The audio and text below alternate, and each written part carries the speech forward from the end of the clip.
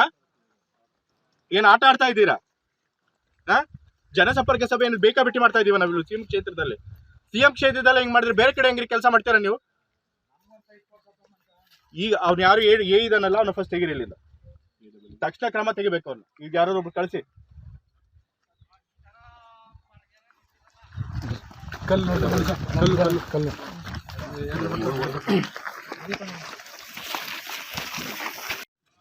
ಹೌದು, last time ನಾವಿಲ್ಲಿ ನೀರು ತುಂಬಿಸೋದಕ್ಕೆ ಒಂದು ಪ್ರಾಜೆಕ್ಟ್ ಮಾಡಿದ್ವಿ. ಲಾಸ್ಟ್ ಟೈಮ್ ವಾಪಸ್ ಸೇಮ್ ಆಗಿದ್ದಾಗ 2016-17 ಆಮೇಲೆ ನಾನು MLA ಆಗಿದ್ದಾಗ ಕಂಪ್ಲೀಟ್ ಆಯಿತು. ಬಟ್ ಏನು ಮಾಡಿದ್ದಾರೆ, ಸರಿಯಾಗಿ ಮಾಡಿಲ್ಲ ಅವರು. ಕಂಪ್ಲೀಟ್ ಮಾಡಿದ್ರು ಕೂಡ ಕೆರೆ ನೀರು ತುಂಬ್ತಾ ಇಲ್ಲ.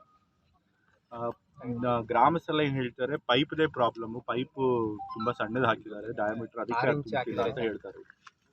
ಸೊ ನೀವು ಅಲ್ಲ, ಒಂದ್ಸರಿ ನೀವು ಅದಕ್ಕೆ ನೀವು ಕರೆಕ್ಟಾಗಿ ಸ್ಟಡಿ ಮಾಡಿಸಿ ಏನು ಪ್ರಾಬ್ಲಮ್ಮು, ಯಾತಿ ಕೆರೆ ತುಂಬ್ತಿಲ್ಲ ನೋಡಬೇಕು. ಮತ್ತು ಅದೇ ರೀತಿ ಚಿಕ್ಕ ದೊಡ್ಡ ಹೊಮ್ಮ ಕೆರೆ ಅಂತಲೂ ಇದೆ, ಅದು ಇದೇ ಪ್ರಾಬ್ಲಮ್ ಇದೆ. ಇವೆರಡೂ ಕೆರೆಗೆ ತುಂಬೋದಕ್ಕೆ ಏನು ಮಾಡಬೇಕು ಸ್ವಲ್ಪ ನೋಡ್ಬಿಟ್ಟು ಅದಕ್ಕೆ ಮಾಡಿಸಿ, ಇನ್ಸ್ಪೆಕ್ಷನ್ ಮಾಡಿಸ್ಬಿಟ್ಟು ಮಾಡಿ ಅದು ಕರೆಕ್ಟಾಗಿ.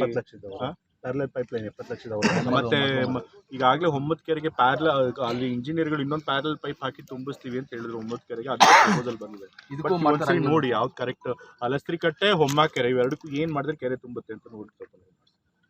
ಸರಿ ಸರ್, ರೋಲ್ ಮಾಡಿಸ್ಕೊಡಿ. ಏನು ಆಟ ಆಡ್ತಾ ಇದ್ದೀರಾ? ಜನಸಂಪರ್ಕ ಸಭೆ ಏನು ಬೇಕಾಬಿಟ್ಟಿ ಮಾಡ್ತಾ ಇದೀವ ನಾವು ಸಿಎಂ ಕ್ಷೇತ್ರದಲ್ಲಿ. ಸಿಎಂ ಕ್ಷೇತ್ರದಲ್ಲಿ ಹೆಂಗ್ ಮಾಡಿದ್ರೆ ಬೇರೆ ಕಡೆ ಹೆಂಗ್ರಿ ಕೆಲಸ ಮಾಡ್ತೀರಾ ನೀವು? ಈಗ ಅವ್ನು ಯಾರು ಇದನ್ನಲ್ಲ, ಅವ್ನ ಫಸ್ಟ್ ತೆಗಿರಿಲ್ಲ, ತಕ್ಷಣ ಕ್ರಮ ತೆಗಿಬೇಕು ಅವ್ನು. ಈಗ ಯಾರು ಒಬ್ರು ಕಳಿಸಿ.